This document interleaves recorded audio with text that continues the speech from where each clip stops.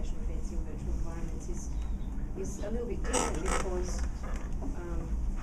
a lot of times what's being said is just a catalyst for the ambient conversation that's going on in the room. So while somebody's prattling on at the front, it sparks conversation, positive or negative, about those kind of concepts, and there's a whole lot of direct messaging that happens between all the avatars, and they're linking to documents and posting comments on Twitter, and they're going in and out of that space. It's not just about passively sitting and listening, there's a whole lot of other stuff going on at the same time.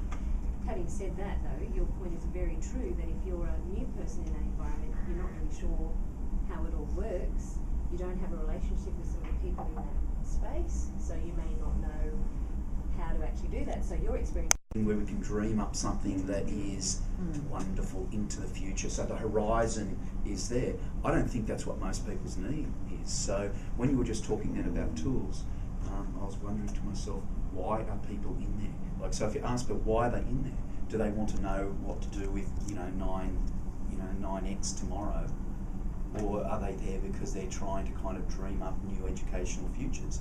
I think my experience is very much that the educators that are in there are there to connect and form relationships with one another that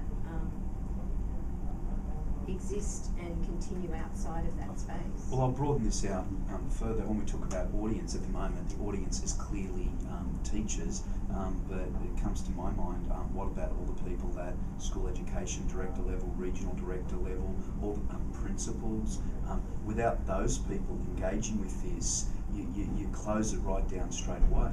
You know, the moment the people who are running the school or the system are engaging with new ways of learning, it becomes something that everyone is more likely to do. They become more enablers when they're aware of and involved, rather than a blocker. And you're right. And the other thing is to do with audience, about who owns the schooling systems and education. I think though, which in my case it's hardly anything. I think it also cuts the other way though. If you're answering a question and it's posted anonymously, you might be a little bit more careful in your response.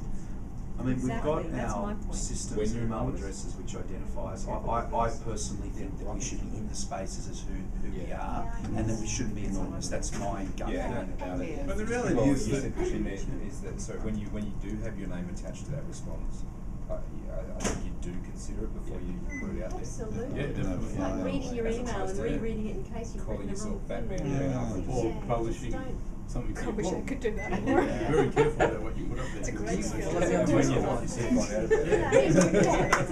If you're enrolled in an in-world conference or an in-world session that you want to accredit hours for or something, you have to be yourself. It's part of your professional learning.